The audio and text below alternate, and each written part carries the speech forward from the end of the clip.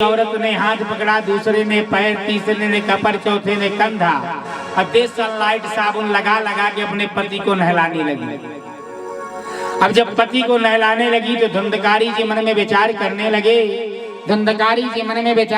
लगे कि अगर किसी को इतने रगड़ के स्त्री नहलाती है तो कुछ न कुछ कारण होगा, क्योंकि जब पत्नी को कुछ प्राप्त करना होता है तो पत्नी अपने पति से इतने लाड से बोलती है जैसे मक्खन।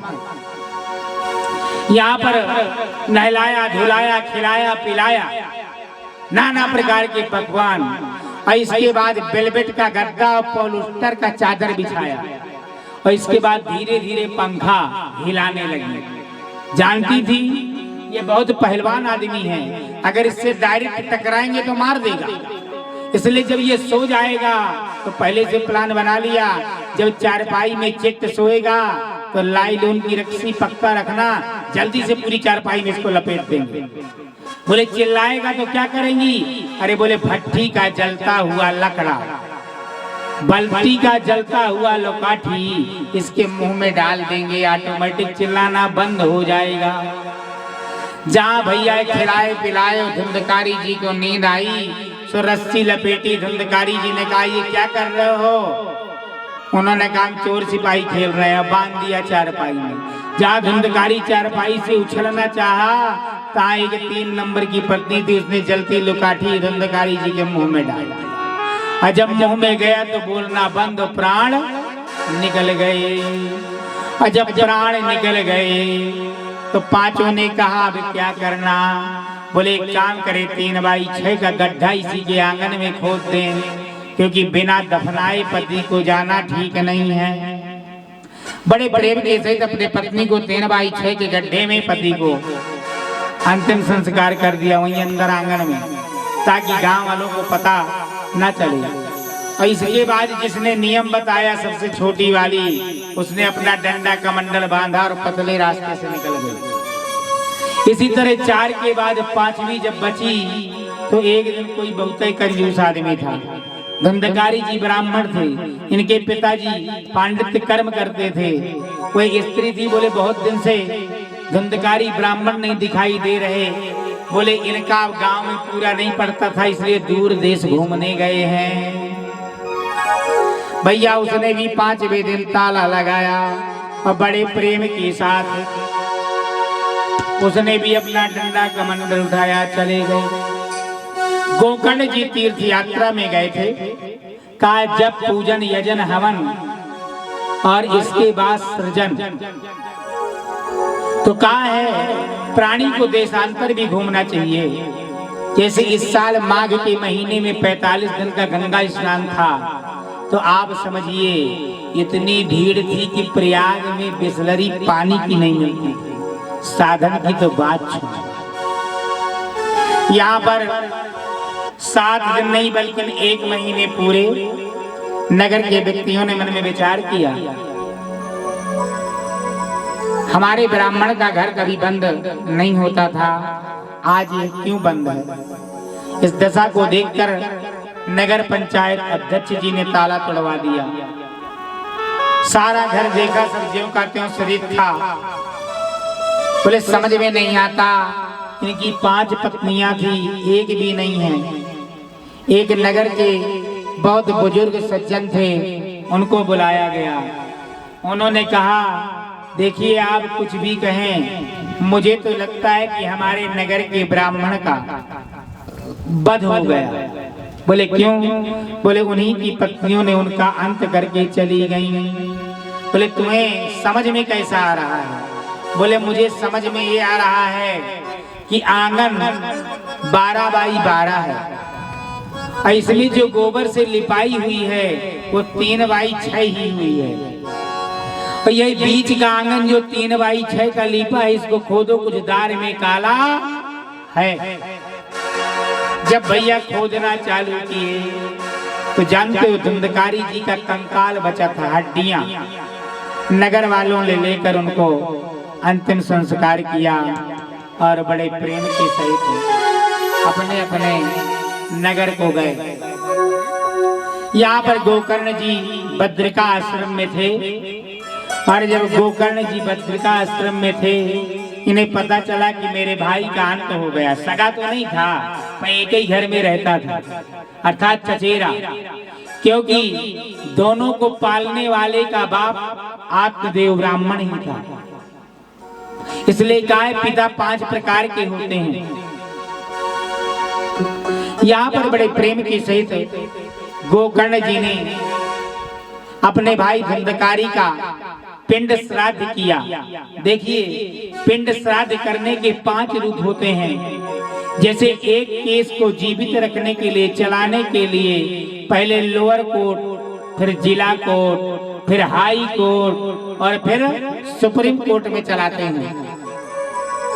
इसलिए जब किसी का पिंड श्राद्ध करते हैं तो पहले प्रयाग, अयोध्या, बनारस, गया, इन सब जगह नहीं जाना ना, तो सीधे बद्रीनाथ में गया कराओ, डायरेक्ट पुण्य वही मिलेगा। यहाँ पर जब यही स्थिति छाई तो परब्रह्म परमात्मा की कृपा बड़ी सुंदर हुई। वहां पर सारे सज्जन कहते हैं कि इस मनुष्य की योनि को पाकर हरि का भजन सुख पूर्वक थोड़ी ना थोड़ी करना चाहिए, क्योंकि ये जब एक बार चला जाता है तो दोबारा रिटर्न आने में बल पड़ता है। ये न रिटर्न जो तुझको मिला है, ये न रिटर्न जो तुझको मिला है, यह गवाने के काबिल नहीं है। ये नर्तन जो तुझको मिला है, ये गवाने के काबिल नहीं है, ये गवाने के काबिल नहीं है।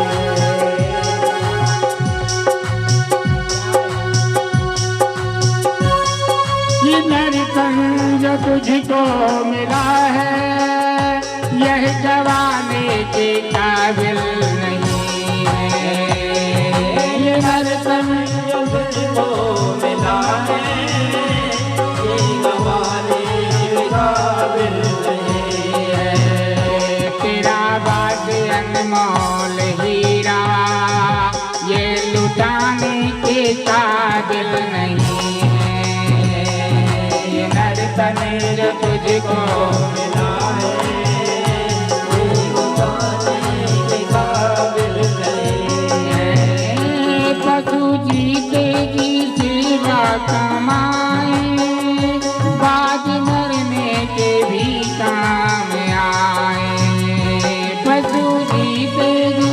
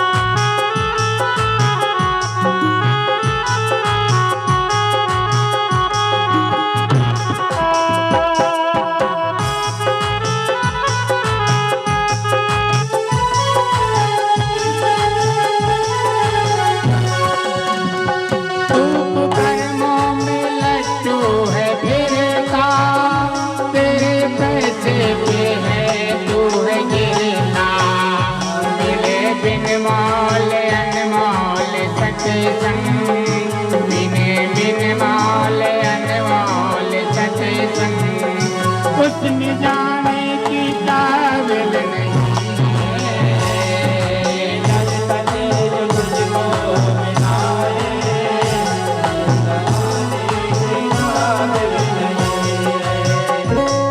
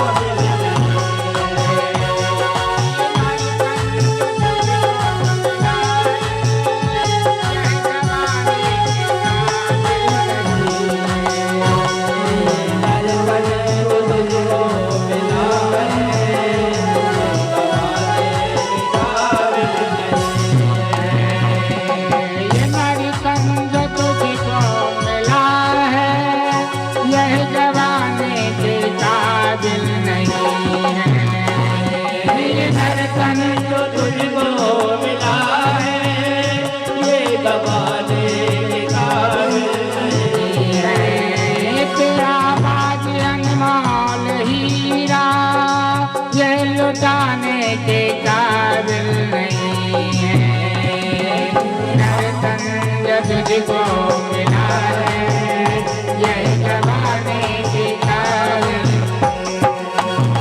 जिसने भी तुझको सुंदर सिखाया, जिसने भी तुझको सुंदर सिखाया, तेरे लिए बस सब कुछ बनाया। ऐसे दाता को तूने भुलाया, जो भुलाने के काबिल नहीं है। तन जो तुझको मिला है, ये कमाने के काबिल नहीं है। ये हर तन जो तुझको मिला है, यह जवानी के काबिल।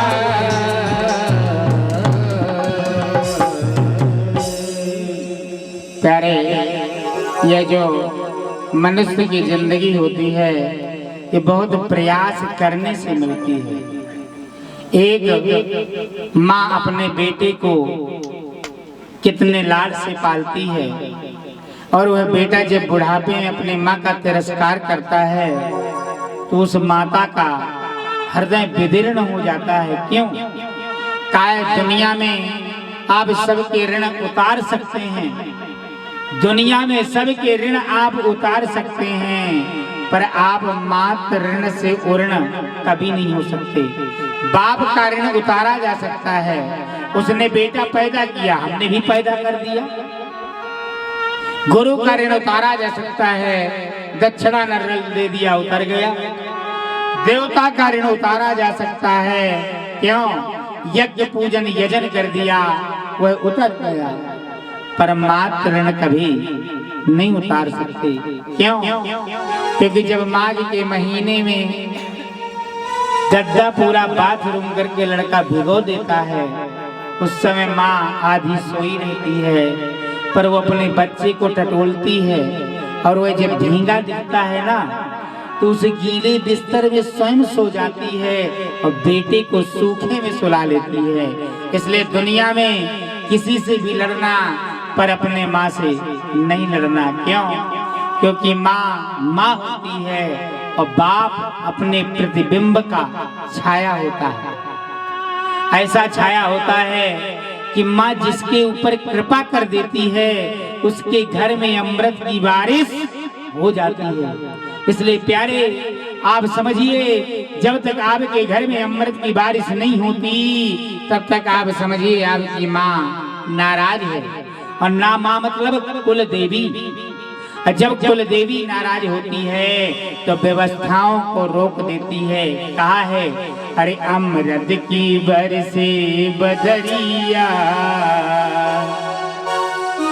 अरे अमृत की बरसे बदरिया, अम्बे माँ की दुआरिया, अमृत की बरसे बदरिया, अम्बे माँ की दुआरिया।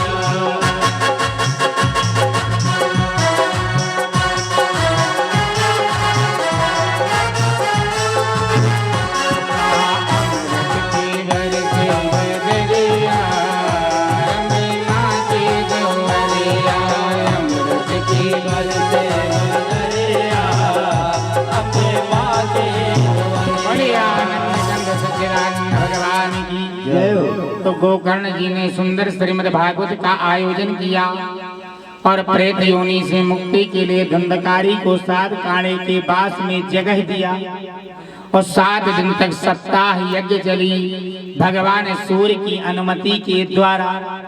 और जब सूर्य भगवान ने अनुमति दी कि जब कोई व्यक्ति बहुत आदताई हो तो उसे बड़े प्रेम के सहित क्या करना चाहिए? बोले श्रीमद् भागवत कथा का आनंद देना चाहिए। 7वां दिन जब आता है तो काहे गोकर्ण जी जब पहले दिन कथा को सुनाया तो पहले दिन की गांठ फट गई। जब दूसरे दिन सुनाया तो दूसरे दिन की बड़ी तेजी से आवाज हुई। जब आवाज हुई तो बैठे वाले बबले सोचने लगे मन में क्या हुआ। यहाँ पर जब 7वां दिन आया और पूरे धुंधकारी जी प्रकट हो गए, अपने छोटे भाई को प्रणाम किया और इसके बाद छोटे भाई ने बड़े भाई को प्रणाम किया और जब रथ लेकर जाने लगे यमराज, तो धुंधकारी के जो भाई गोकर्ण जी ने कहा, उन्होंने कहा इतने लोग हमारे भागवत के पंडाल में बैठे थे, क्या इन्होंने हमारी भागवत कथा नहीं सुनी? गोकर्ण जी से इस प्रश्न का उत्तर देने वाले धर्मराज के दूत कहते हैं, देखिए ये जितने लोग भागवत में बैठे थे, इनका इस भागवत में मन ही नहीं था। मन अंतय जिय अंतय चियरा रहे उदास। कुछ लोग तो अपने अपने घर से भागवत के पंडाल में इसलिए आ गए कि घर के काम काज से फुर्सत मिलेगी और बहाना मिल जाएगा, हम पटेल साहब के यहाँ भागवत सुनने गए थे। क्योंकि मुझे तो भाई विश्वास है कि आप लोगों का मन जम नहीं रहा, क्योंकि मेरे मुख जजमानिन का नहीं जम रहा। कहा है गोकर्ण जी जब बड़े प्रेम से इस कथा को सुनाए, तो वहां पर दूतों ने कहा इनका मन नहीं लगा। गोकर्ण जी ने प्रतिज्ञा किया, अगले साल सावन के महीने में उजाली पक्ष में नवमी तिथि रोहिणी नक्षत्र बुधवार पर फिर कथा की जाएगी और आप लोग इत्मीनान से सुनना, ताकि सबको स्वर्ग जाने का साधन मिले। एक सज्जन हमसे आज कहा था कि महाराज जी ये तो सब हो गया, तो स्वर्ग जाने का साधन बताना। तो हमने सोचा उन्हें बताई दी। तो कहा है अगर आपको स्वर्ग जाना है तो स्वर्ग जाने के लिए साधन बहुत सुंदर है। बोले क्या? बोले हरि के शरण में जाना पड़ेगा, और जब हरि के शरण में जाओगे तो चलते फिरते मरोगे। मरने के भी 27-84 प्रकार के नियम हैं।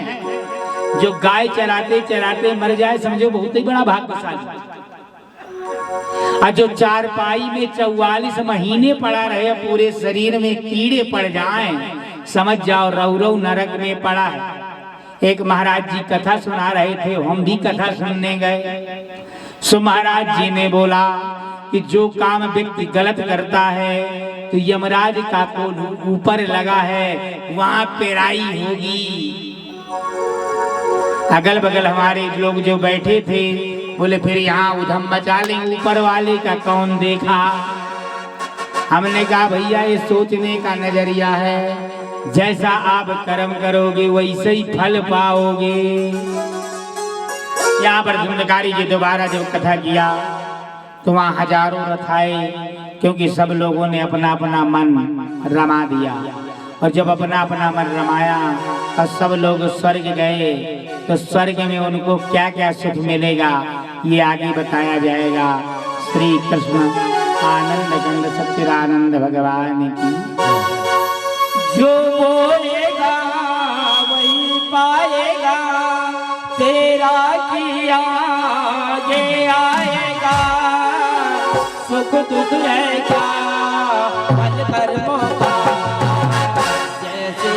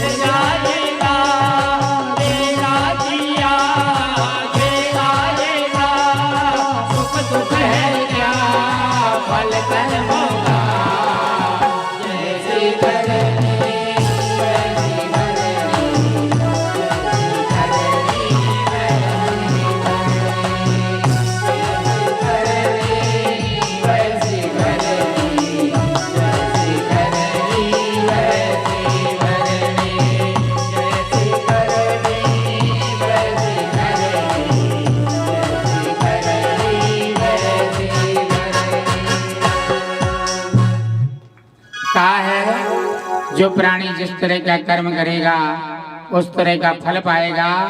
इसलिए हर प्राणी को अच्छे से अच्छा कर्म जीवन में करना चाहिए। सुख और दुख तो आते और जाते रहेंगे। ये संसार में बहुत सारे मित्र होते हैं, बहुत सारी व्यवस्थाएं होती हैं, पर मनुष्य को जीवन काल में हरि का चर्चा जीवन में कभी नहीं छोड़ना चाहिए। लोगों से कहो भगवान का भजन किया करो, कहते महाराज टाइम ही नहीं मिलता।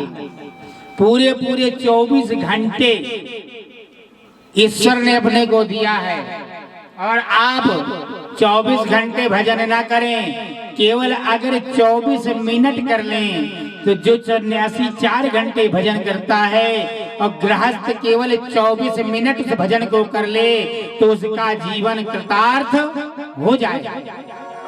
पर यहाँ जो भजन का समय है ना, जो भजन का समय है उसमें तो लोग बाग खर्राटे मार रहे, तो भजन कहाँ से आएगा। इसलिए परमात्मा के भजन के लिए प्रातः काल उठकर भगवान सूर्य को जल देना और हरि का कीर्तन गाना और अपने अपने पूजन पाठ में लग जाना, क्योंकि सूर्य भगवान का पूजन करने से मन की वांछित कर्मों का पाप मिट जाता है। और जो सूर्य की आराधना करता है, सूर्य देव सहस्त्रांशो तेजो राशि जगत पते का संसार का मालिक है। इसलिए परब्रह्म परमात्मा कहते हैं कि भगवान का यह पुरुष रूप नारायण कहलाता है और अनेक अवतारों में अक्षय कोष कोई से सारे अवतारों में ब्रह्मचर्य का पालन किया है। दूसरा, इस संसार का कल्याण करने के लिए समस्त यज्ञों के स्वामी भगवान श्री हरि पृथ्वी का उद्धार धारण करने के लिए 12 रूप में प्रकट हुए हैं। तीसरे नंबर में ऋषियों की सृष्टि अपने नारद जी के रूप में प्रकट हुए हैं और चौथे रूप में धर्म की पत्नी की मूर्ति के गर्भ से नर नारायण के रूप में पांचवें अवतार में अपने सिद्धों के स्वामी महाराज कपिल मुनि के नाम से जाने गए हैं और छठवें अवतार में अनसुईया के वर मांगने पर अत्रि के पुत्र दत्तात्रेय के रूप में उत्पन्न हुए हैं और भक्त प्रहलाद को उपदेश दिए हैं। इस सातवें अवतार में प्रजापति रुचि की पत्नी आकुति के यज्ञ स्वरूप ग्रहण किया और अपने पुत्र यम के साथ स्वयंभू मनु के रूप में संसार में प्रकट हुए। आठवें अवतार में राजा नाभि की पत्नी मैर देवी के गर्भ से ऋषभ के रूप में प्रकट हुए और भगवान को हंसों के वाह में सुंदर आश्रित और वंदनीय किया। 9वें रूप में ऋषियों की प्रार्थना से महाराज पृथु के रूप में अवतीर्ण किया और इस पृथ्वी को ऐसा बनाया कि रत्नों से सुसज्जित सुंदर फल पुष्प पेड़ आदि के रूप में और पृथ्वी का समानांतर भाव किया। काय 10वें रूप में त्रिलोकी समुद्र को डूबती हुई देखकर मत्स्य का रूप धारण किया और संसार के सारे बीजों को एकत्र कर अपने समूह में रखा। 11वें रूप में समुद्र मंथन के अवसर पर देवता और दानव दोनों के उद्योग को विफल न होते हुए कच्छप का रूप धारण किया और 12वें रूप में धनवंतर वैद्य के रूप में अमृत लेकर प्रकट हुए। 13वें रूप में भक्त वत्सल अमृत को पिलाने के लिए भगवान विष्णु मोहिनी का रूप धारण किया और 15वें अवतार में कश्यप मुनि की पत्नी अदिति के योग से वामन रूपी धारण किया और दैत्यों के 3 पग में सारी सृष्टि को नाप लिया।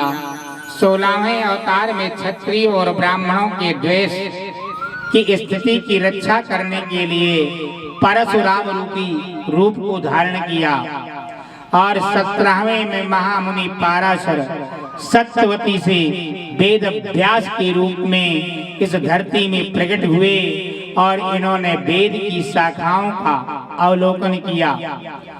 18वें में मर्यादा पुरुषोत्तम श्री राम के अवतार में सेतु बंधन तथा रावण के अंत की लीला